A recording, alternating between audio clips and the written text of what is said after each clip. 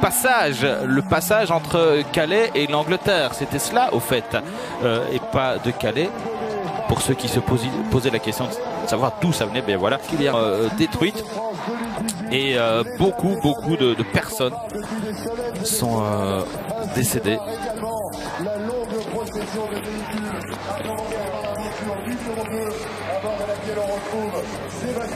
Voilà donc le départ fictif qui vient d'être.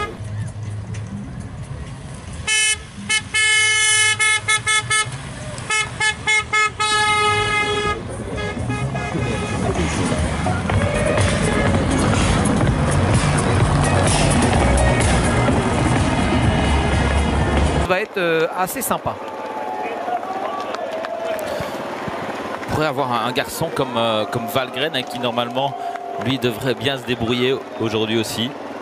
C'est un garçon qui passe sur tous les terrains dans les classiques.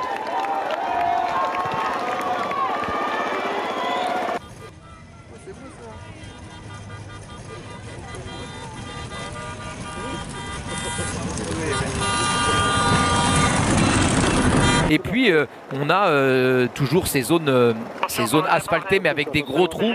Ça va être quand même un élément déterminant. Roby me disait qu'il aurait été plus sympa et moins dangereux de mettre des barrières à droite et à gauche plutôt que de mettre des plots tels que cela a été réalisé. Et c'est parti pour cette étape. Réel donné avec Cofidis aux avant-postes. Cofidis, je pense que du côté de... C'est Bouda qui est là. On a Bouda là devant, oui, c'est Turgis. Bouda, c'est l'Olivier Le Gac, je pense. Oui, c'est le Gac, Mollard, il est derrière avec les deux bras. Thomas de Ghent. La Freiley aussi, le grimpeur de chez. Ça se partage, vous sur le bord des routes. Les jus de friperie Sali sont là. Comment ça va? Allez, on va bien tendre les mains, C'est le fait de calmer des vitamines aujourd'hui. Ils sont tombés sur les pavés. Le réveil de la gentillesse avec la caravane Pessard. On est là, en sourire et en que ça bloque le peloton, ça évite à certains coureurs de ressortir.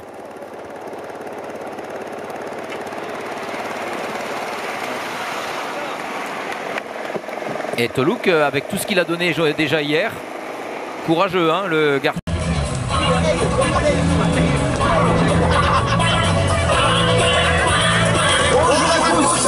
Merci d'accueillir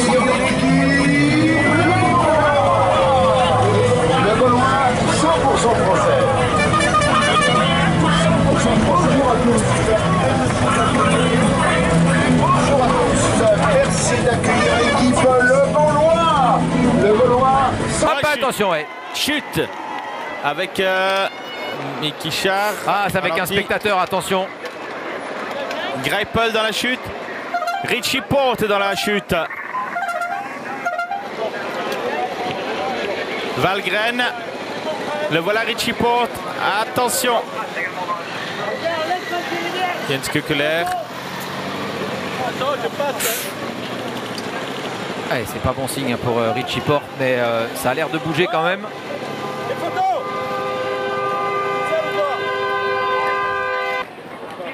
Ah, pour Richie Porte. Ah, c'est fini.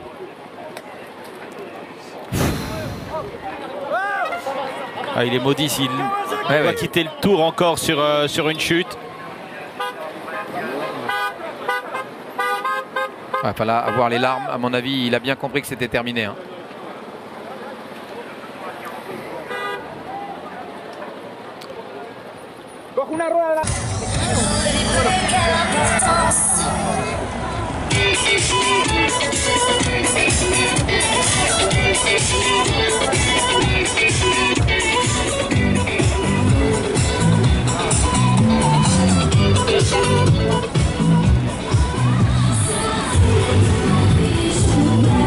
Quand vous voyez les hommes solides qui sont devant, ça va être très compliqué maintenant. Hein. Abandon de Richie Porte, c'est confirmé.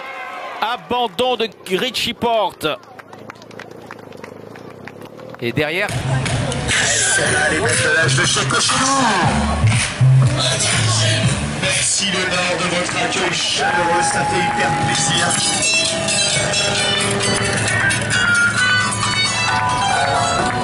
Quel bonheur aujourd'hui de vous retrouver. pour le 20e anniversaire de Cochelou sur le Tour de France. C'est Valgren ça. Ça c'est Valgren ça. Oui, qui était pris dans la chute. Valgren avec Bodnar. Ouais, ça a été une. Il y a eu des dégâts hein, dans cette chute là. Il est en lambeaux Valgren. Ouais, ce qui est un petit peu dommage. C'est une. Ici, le garçon va devoir faire la course à moitié nu sur son vélo. Je trouve que là, on devrait pouvoir autoriser. Ouais, il faut encore avoir le maillot dans la. Il doit y en avoir dans la voiture, mais c'est vrai que. C'est magique, ça peut pas, c'est fantastique.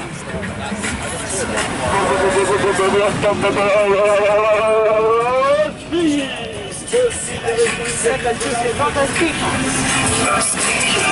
Salut. Souvent, on regarde passer la tête du peloton. On suit le peloton, les premiers coureurs, on se tourne, on oublie que derrière il y en a encore et parfois on se retrouve au milieu ou en partie sur la chaussée. Oui, c'est clair, il suffit d'avoir un pied sur la chaussée, la tête de peloton est passée, les coureurs qui sont derrière dans le peloton sur la droite de la route, en l'occurrence puisque c'est tombé à droite, ne voient pas forcément ce qui se passe. Hein. Si la tête est passée, le reste doit passer. Malheureusement, il suffit que cette personne-là, un coureur soit légèrement un peu plus décalé que les autres, vous touchez le guidon, à la vitesse où ça va, ça déséquilibre le coup.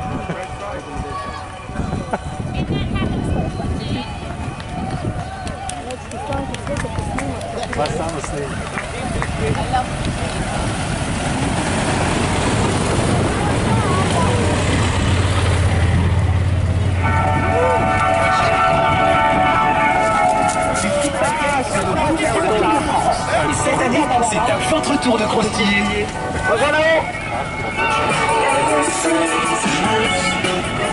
C'est le cas aussi chez Mitchelton Scott. On va écouter Lorenzo Lapage qui nous parle de la sélection. On sait qu'il a choisi des garçons qui étaient capables de rouler, de briller dans le chrono de Cholet et ils l'ont fait.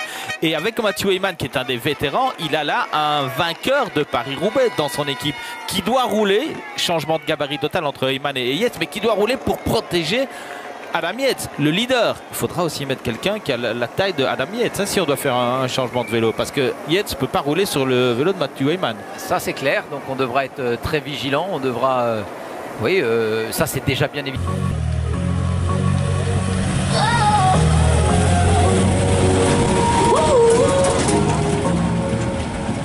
On ne veut plus musarder. On s'approche aussi du premier tronçon, donc c'est assez logique. Il faut prendre position. On va mettre tout le monde en file.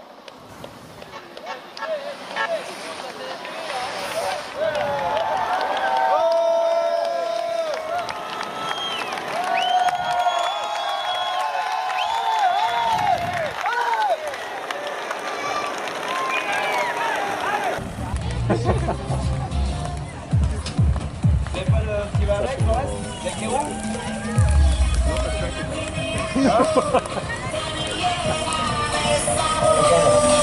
Cette année encore, Vittel, l'eau officielle du Tour de France, met les fans à l'honneur et leur permet de devenir les acteurs de la grande boucle. Au cœur du dispositif Vittel, laissez-vous porter par la ferveur populaire du départ à la... Dans la traversée de Cambrai, Kwiatkowski qui est déjà venu aux avant-postes. On a vu Oliver Nassen aussi. Et du côté de chez Movistar, on se repositionne. On a perdu un élément important.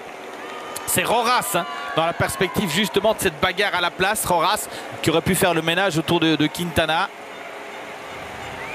Et Kwiatkowski, si je ne m'abuse, il emmène Geraint Thomas. Je cherche Froome. On a Bernal.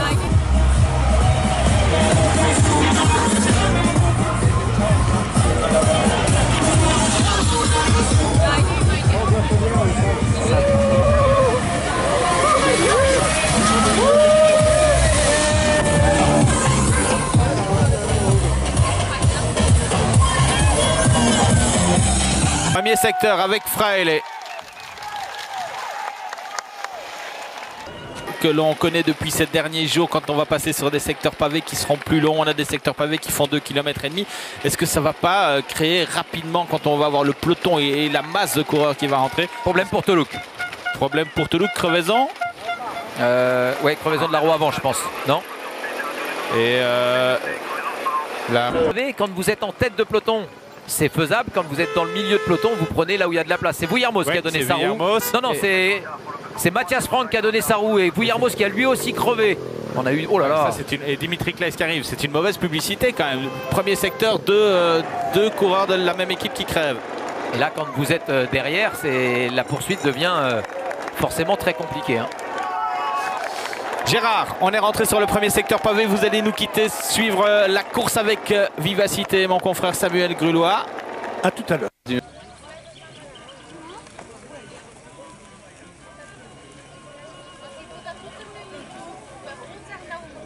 Comme celle-ci, c'est excitant parce qu'on peut, on s'imagine toujours le mieux. Hein. On peut, pourquoi pas, avec l'équipe qu'on a, espérer, peut-être pourquoi pas, gagner du temps sur certains des coureurs qui jouent le classement général. Et puis après, la peur parce que tout peut s'arrêter, quoi. Mauvaise chute ou tout simplement une chute devant, on tombe, on casse un os, c'est fini. Mais bon, ça c'est le lot de tout le monde. Donc je pense qu'on évite d'y penser, on est professionnel. C'est derrière, en fait, c'est pour ça qu'il y a quand même ce sentiment de peur. Et après, j'imagine un peu de frustration si ça arrive, mais bon, il faut éviter d'y penser, de concentrer plus sur... Secteur 14 pour le piquet avec Damien Gaudin, Calme-Jeanne, avec De Reit, Olivier Leguet. Le jeu, voilà. Dernier aspect, c'est aussi toute une organisation pour les équipes, aller placer des hommes dans les secteurs. Ouais. Comment s'organiser chez Sky? Je pense qu'on est plus ou moins organisés tous pareil, mais qu'est-ce qu'on a eu? Pour nous, c'est une petite nouveauté, on a essayé de changer la couleur des t-shirts, des gars qui seront justement sur les zones dans les CRT7.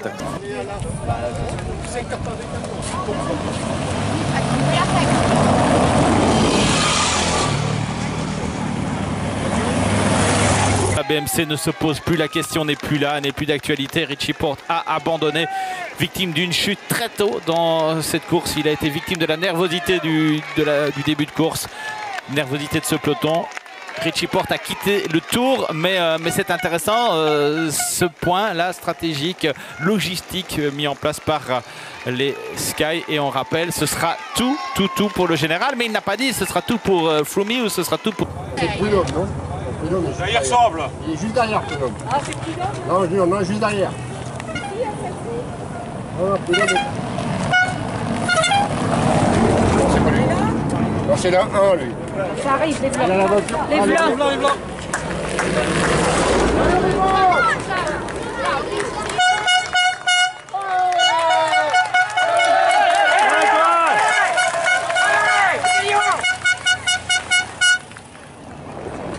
Sortir sur une roue avant, c'est risquer la chute dans les quelques hectomètres qui suivent. Hein. Et voilà donc le deuxième secteur franchi pour les hommes de tête.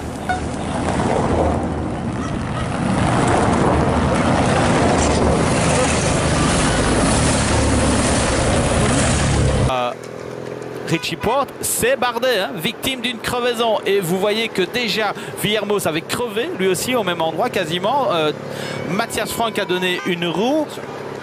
Attention, ouais. Non, j'allais dire attention parce que là, toutes les voitures qui freinent, ce qu'on disait, ce que vous évoquiez tout à l'heure, le vrai danger, c'est quand vous êtes derrière, vous êtes dans le flux des voitures. Je vous laisse continuer, Laurent, mais on avait l'impression que les coureurs d'AG2R... Madame, sur nous.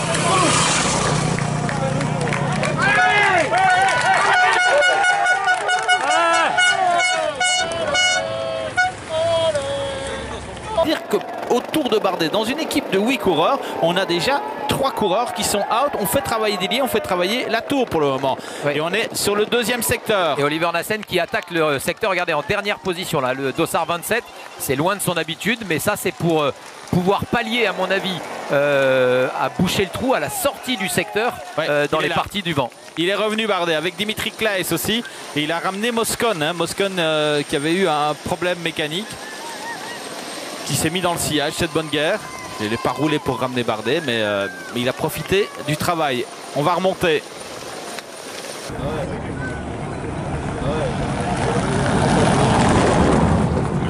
Tant kilomètres de l'arrivée, sans trop s'affoler, on ne va pas absolument forcer le passage sur le tronçon pavé. On a encore un peu de temps pour remonter après, à la sortie du secteur ici. Oui, c'est clair, il vaut mieux remonter après le secteur. Là, il faut rester à sa place sur les secteurs pavés.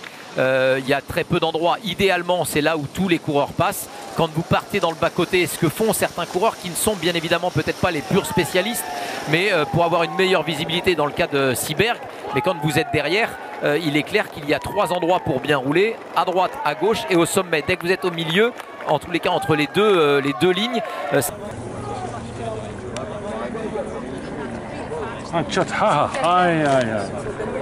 remonter tout sur le secteur, parce que l'idéal c'est le haut du pavé.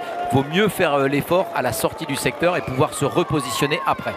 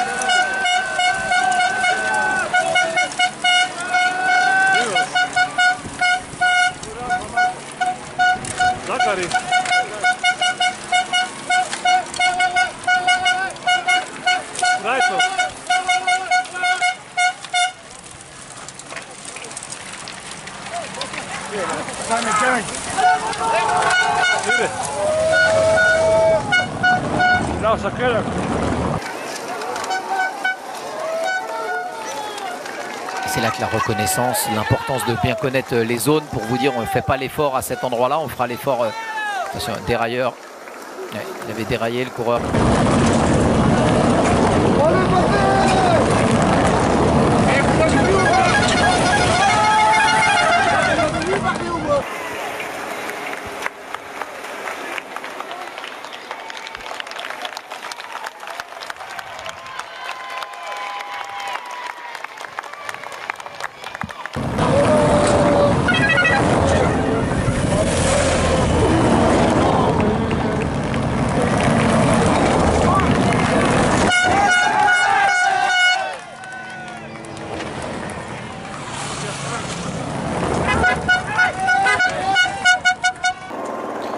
Il est un peu en difficulté.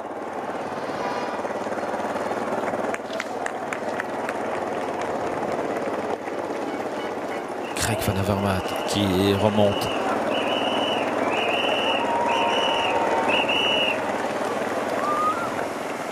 Et c'est vraiment Bora qui a pris la main. Hein.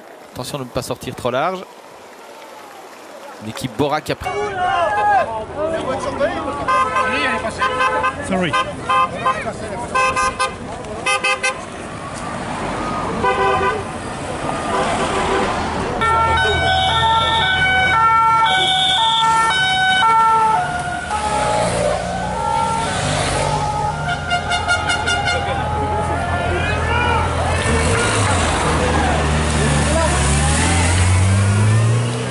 Waar de behoefte aan dat soort informatie nog groter was. Ja. Daar een snelle wissel in het kamp van Mitchelton Scott. En daar is er eentje van Lotto. Dat is Groenewegen zelf die op de grond gaat zitten. Is noodgedwongen uiteraard. Groenewegen, de winnaar van gisteren en eergisteren. Laurens ten Dam is de man van Sunweb die daarbij staat. En dan komen we hier Housen tegen. Ja, die heeft ondertussen iemand vervangen. Maar wie? Dat zal ongetwijfeld iemand zijn die dacht, ik kan hier meegaan voor etappenwinst. Daar ook nog eens voor overgebogen. Inderdaad, Groenewegen bevestiging de ritwinnaar van gisteren en eergisteren. Als ze rijden waar en ze dan willen in extremis ontwijken. Is Bardet weer langs de kant blijven staan? Daar staat inderdaad Bardet neerkomen. Ze terug. Hier is Bardet. Dat is een gebrek aan techniek, hè. Bocht verkeerd ingeschat. Net een tikkeltje te veel snelheid natuurlijk om daar aan te komen. En dan drift je naar de buitenkant en de buitenkant ligt bol op de verkeerde kant. Heeft het toch moeilijk hier om dat wiel van, is dat Viermoos? Ik denk Viermoos, ja. Dat is wel sterk. Hij doet het beter dan zijn kopman. Mountainbiker geweest, hè? Zwaar. Dat. En dat is vooraan. Was dat Thomas die struikelt? Ze rijden elkaar daar in de kant. Met Christophe erbij. En daar twee mannen van Sky die in elkaars vaarwater zitten. Is het Froome? Nee, die zit hier.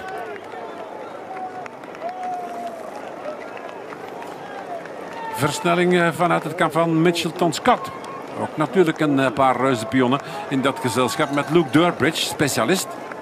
En Dumoulin die komt. Voortreffelijk. Probleempje voor Froome, wat is dat? Zitten. Dat is Kwiatkowski. Woeps, Ja, weg. In 2 tijden had het denk ik niet meer tegen de grond gaan. En daardoor dan toch nog de reflex van de val te breken. En nog eens Fuglsang. Doet er alles aan. Lekker band ook voor Rowe. Het systeem zou wel eens wat kunnen ontregeld worden. Het is nu Froome in tweede positie. Froome zelf. Lijkt het daar nog altijd op, maar we zijn nog niet natuurlijk. We zijn nog niet zo ver. Er komen nog wel een paar problemen. En, god, daar tuimelen ze weer. En daar ligt er eentje van Movistar bij. Landa. Ai. Want ik roep Goubert daarbij. Landa daarbij. Hoe is het in godsnaam mogelijk? Op het asfalt moet het dan gebeuren, Landa. Daar gaat het terwijl hij drinkt. Wordt hij achteraan aangetikt? Wordt hij aangetikt, denk ik, door iemand van de Groupama. En dan voelt hij het helemaal niet komen. Uran. Stof op de rug. En is dat dan Van Marken die wacht? Is dat die? Met Barguil? Wat is er aan de hand met Landa? Excuseer, met de Uran van de ploegleiding. Kittel is een egoïst. Denkt alleen maar aan zichzelf. Aldus Konischev. Van Marken in de rol waarvoor hij is meegenomen. En daar ook volk op links. Scully.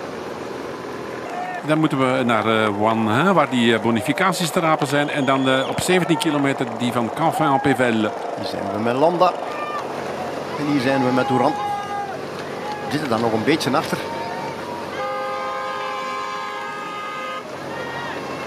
Wat een werken.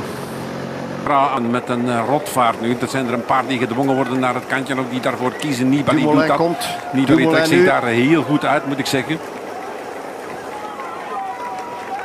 Valverde onmiddellijk mee. Van Avermaet mee. schuift ook uitstekend mee in. Alejandro Valverde ook. En is dat Sagan. Quintana? Ja, dat is Quintana die in de buurt van Anderson blijft. Die natuurlijk gaat proberen een gaatje te laten vallen. Sagan gaat daar zijn plaats opeisen. Ze trappen er niet in. Probleempje voor Van Avermaet. Froome niet meer in de vuurlijn te zien. Daar rijdt hij. Daar komt hij de bocht uit.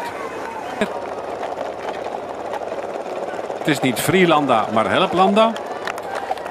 Stuyven komt op 5 seconden van de koplopers. Landa zit op 1 minuut en 5. Dat is dus op 50 seconden.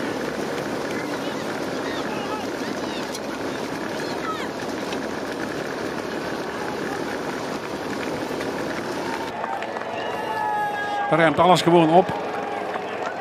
In de 400 meter zou er dan die bonusprint moeten komen. Die wordt interessant. Goh ja. Ja, voor de klassementsmannen misschien.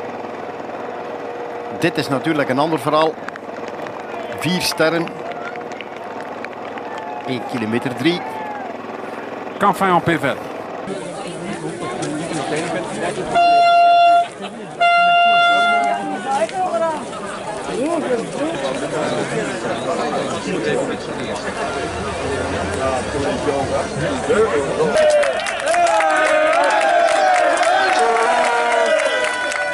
Kilometer moet ook speelbaar zijn. Zij die nu komen zijn de laatste strook die het er echt om doet. Dit is de strook. Weg, zegt de man van Bora. Dat is Burkhardt. De man met een van de flauwste...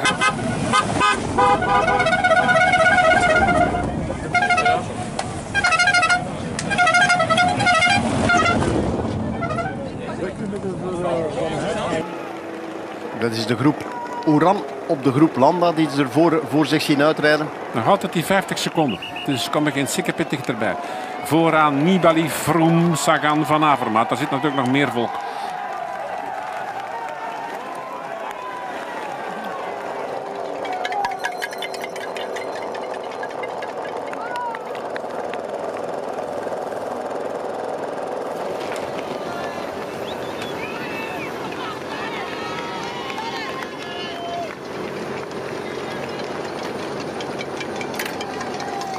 Finney met een lange beurt.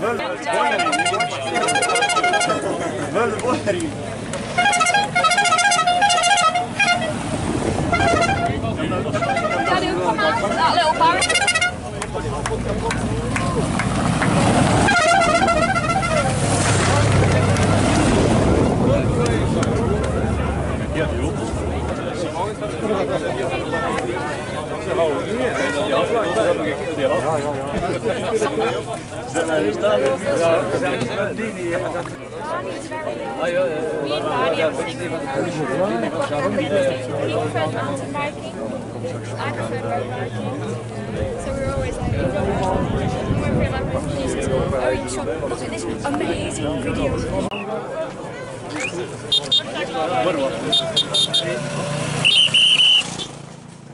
Ook Roland zit daar naar weer. Daar gaat Lampaard met Van Avermaat. En is dat een John? Dat is Degenkolb. Dat is een John. En die hebben voorsprong. Ziegberg laat een gaatje vallen. De zet van de Belgische kampioen. Medezet van de man in het geel. 2 landgenoten vooraan. Wel met een rappere reisgezel. Nou, wie is er op komst? Ik denk Kra Andersen.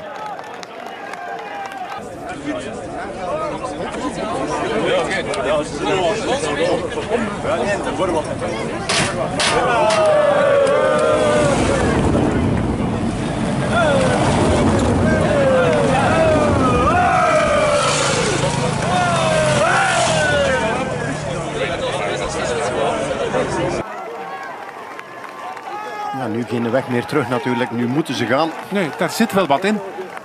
Nu moeten ze gaan. Valverde die nu een klein beetje... Het is wel de op één na laatste strook.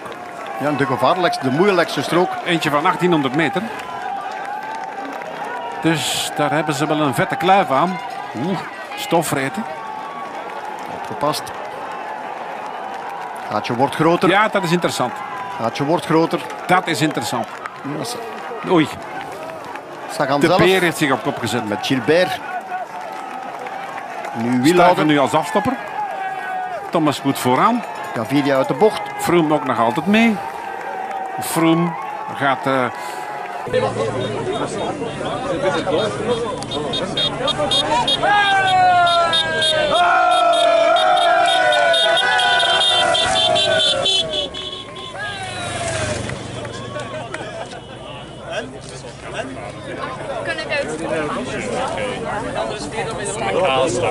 Raken. Godin klampt nog aan. Voor hem zit Maika. Doet ook nog altijd mee hoor. 2 Belgen.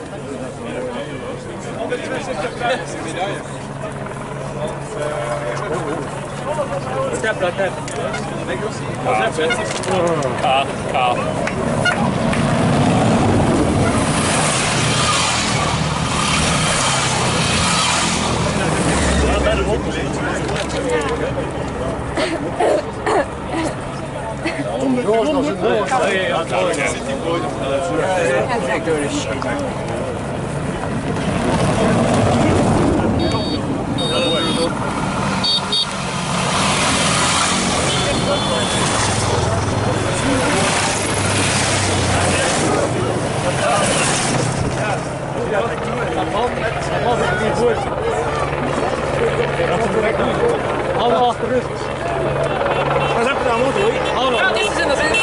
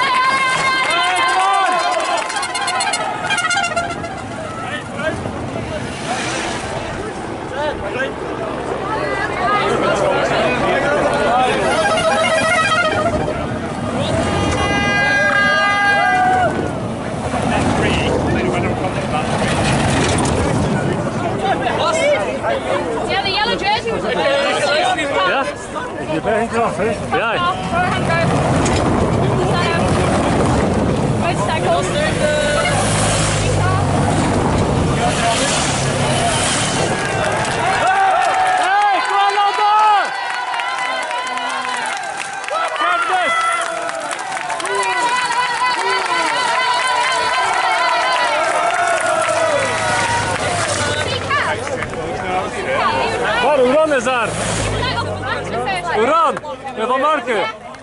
Marke.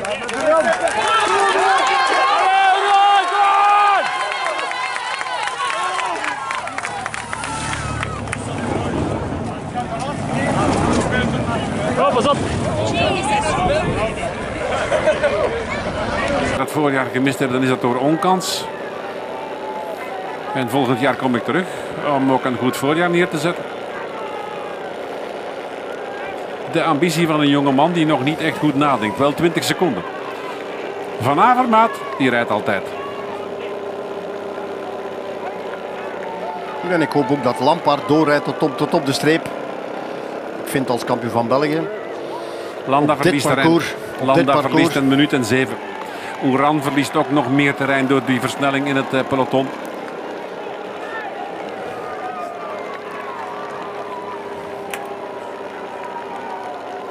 In 2014 waren de...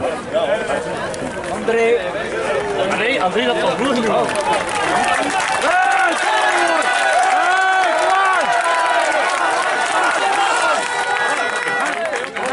Loppie!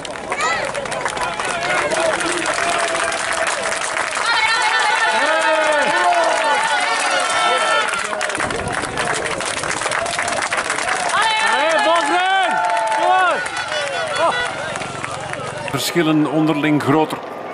Jelle van Endert. Met Gilbert. Dus eigenlijk op papier de man van Lotto die het minst verwacht. Ja, dat mag je wel zeggen. Absoluut. Ook al omdat hij in het verleden voor het rittenwerk en ook voor de Ardense klassiekers gekozen heeft. Dan zag je hem niet, hè. Dan is dat ook moeilijk inschatbaar. Ja, en Valverde en Quintana spelen dat spel daar goed vooraan. Gaan proberen deze man te laten terugkomen. Hè. Als ze een klein beetje kunnen de boel afremmen. Maar deze man ziet af. Ja.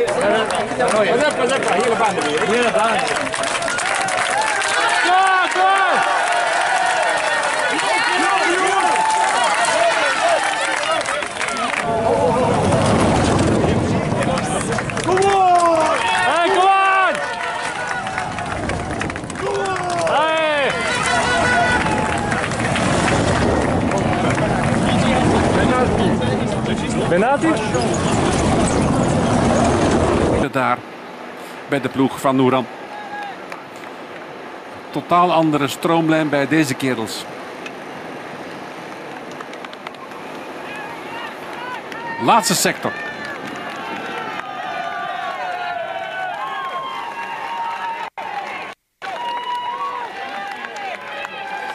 Opgelet voor foute manoeuvres. Ja, vooral opgelet voor het publiek. Kies voor de rug.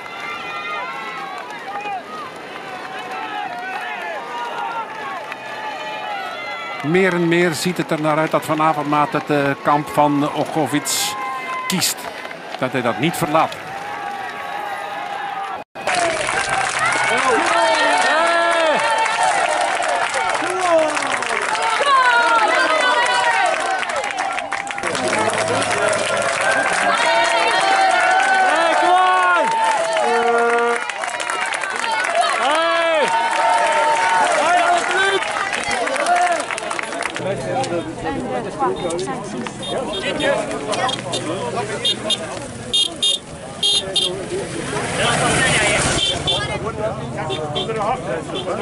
Hier nog een gevaarlijke strook voor deze mannen over die toch wel linker stroken met die asfaltstroken daarbij, links en rechts. Wanneer renners die obstakels niet echt zien of in laatste instantie, altijd gevaarlijk. Het is niet de klassieke strook van hem, hè? Het is vanuit een andere hoek, van Willems naar hem. Dan komen de Lotto's dan toch naar voren. Ja, met Greipel nog eens. Beetje op frustratie van na hetgeen gisteren gebeurd is natuurlijk. Is dat voortvarend geweest in al zijn inspanningen op tal van stroken, terwijl ze daar toch wel erg dicht komen nu tussen de auto's in met Landa. Is die wat te voortvarend te werk gegaan? Ik heb hem vaak op zijn eentje die inschuifmanoeuvres zien doen. Ja, moet het hij nu wel zelf doen, anders doet hem dat van in de buik van het peloton en zie hem dit soort werk niet leveren natuurlijk. Ja, ook een moment van even wachten zeker, kan niet op alles reageren, zit daar ook zonder ploegmakkers. Maar het leek alweer alsof hij niet op verval rekende. Ja. Hij was wel niet mee nu. Nee, laat deze 3 man wegrijden. De laatste winnaar van Parijs-Roubaix, namelijk dit jaar.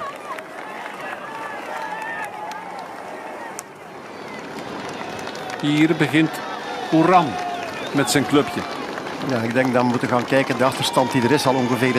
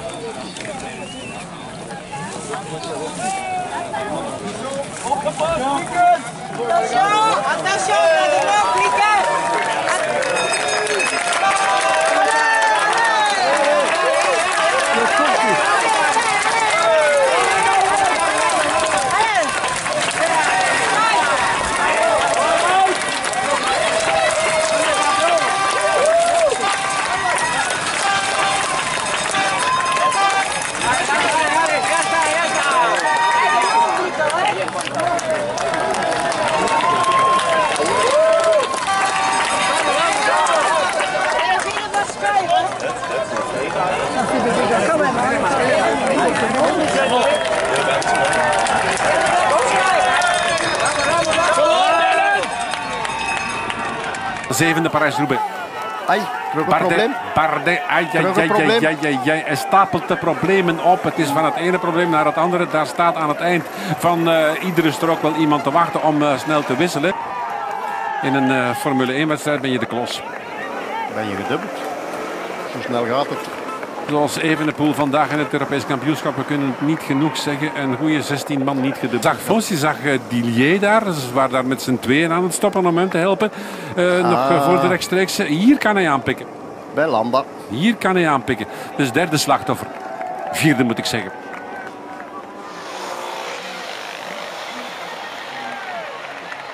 Ja, want hier is Naassen. Daar zit Naassen. Ja, hier zit Naassen inderdaad. Die kan nu ook wel wat mee in steun gaan. Die moet nu mee in steun gaan. Voor de kilometers die nog op de piste.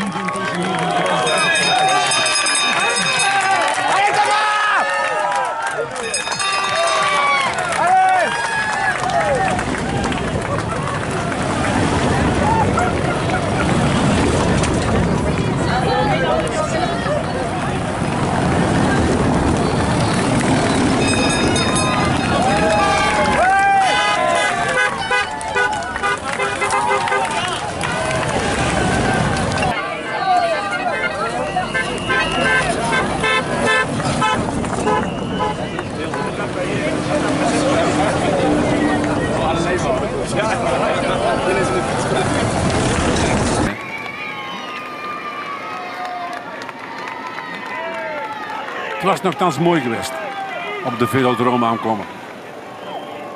En ook een extra piment. Jongens rijdt. Ja, Sagan van extra punten. Jongens voor de seconden. Dus ze hebben er voordeel bij. Voor de seconden. Dus mag ook Gilbert meedraaien. Zonder dat Lampaard daar last van heeft. De Belgen doen mee. De Belgen zijn top. Op alle fronten.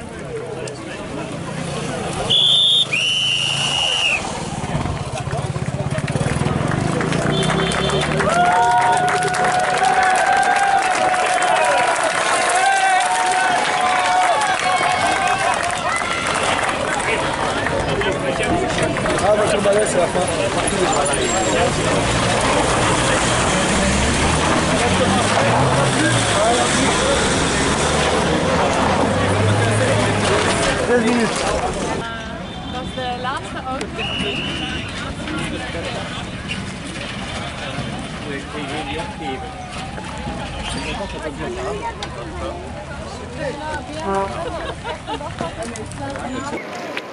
Daar is de Vod. Nog eens overnemen. In de ronde van Spanje hebben we zo'n stoot zien.